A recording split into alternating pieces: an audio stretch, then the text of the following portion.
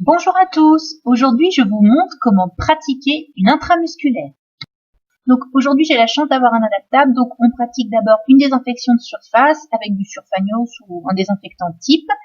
On se lave les mains, on fait un lavage simple et ensuite on installe le matériel sur notre plan de travail propre. Donc on aura besoin d'une seringue, d'une aiguille 21G pour piquer, d'une aiguille 18G pour prélever le produit dans la seringue, de coton, d'une paire de gants non stériles, d'alcool, le produit injecté et la boîte à aiguilles. Donc moi je vais vous faire le soin avec du sérum physiologique, ça s'injecte pas en IM mais j'avais que ça malheureusement. Donc quel que soit le médicament, vous surveillez la date de péremption. Vous ouvrez l'emballage de la seringue en la laissant dans la partie plastique transparente. Vous ouvrez ensuite l'aiguille 18G, vous retirez l'emballage et vous l'adaptez au bout de votre seringue. Et ensuite, vous prélevez le produit. Donc, ça peut être soit une poudre à reconstituer avec un solvant, soit directement un produit. Donc, vous faites attention en le prélevant à ne pas toucher le piston avec vos doigts, bien entendu. Donc, comme vous voyez là, mon doigt ne touche absolument pas le piston. Et vous videz ensuite les éventuelles bulles d'air qui sont dans votre seringue. Vous enlevez ensuite l'aiguille que vous mettez dans la boîte à aiguilles et vous adaptez la seconde aiguille 21G qui, elle, va vous servir à piquer, donc à injecter le produit dans le muscle du patient.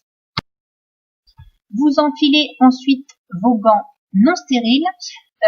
Vous avez deux petits cotons qui sont prévus depuis le début du soin. Vous en imbibez un d'alcool et vous en gardez un sec qu'on utilisera après que l'injection ait été faite. Donc voilà, pareil, vous surveillez la date de péremption d'alcool avant de l'utiliser, bien entendu. Donc là, la préparation est terminée, il ne reste plus qu'à piquer le patient. Donc pour déterminer l'endroit où est-ce qu'on pique, vous prenez la fesse du patient que vous séparez en 4 parties et vous piquez ensuite au niveau du coin supéro-externe comme je vous le montre sur le dessin. Donc bien sûr, pour cette vidéo, je ne vous montre pas mes fesses et je ne me suis pas piquée, vous avez vu la taille de l'aiguille, faut pas abuser. Donc vous voyez sur mon bras, j'ai pas utilisé mes fesses, vous faites la croix, vous prenez le quart supéro-externe, vous faites une désertion en escargot, vous jetez le coton dans l'éco-box et ensuite vous venez piquer la peau du patient bien perpendiculairement, d'accord? Donc une fois que l'aiguille est enfoncée, avant d'injecter le produit, il faut faire un retour veineux pour vous assurer que vous n'êtes pas dans une veine et bien dans le muscle. C'est important parce que les produits qui s'injectent en IM ne s'injectent absolument pas en IV.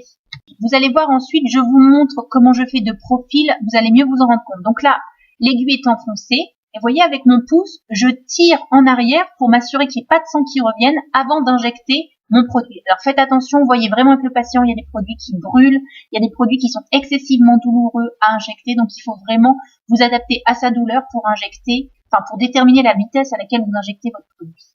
Ensuite, avec le petit coton sec, vous massez à la demande du patient, vous enlevez l'excédent de sang parce que parfois ça peut saigner, vous jetez la compresse, vous vous débarrassez de l'aiguille dans la boîte à aiguilles, et enfin, vous jetez seringue et gants non stériles dans le container, la poubelle prévue à cet effet. Et ensuite, comme à la fin de chaque soin, vous procédez à un lavage simple des mains.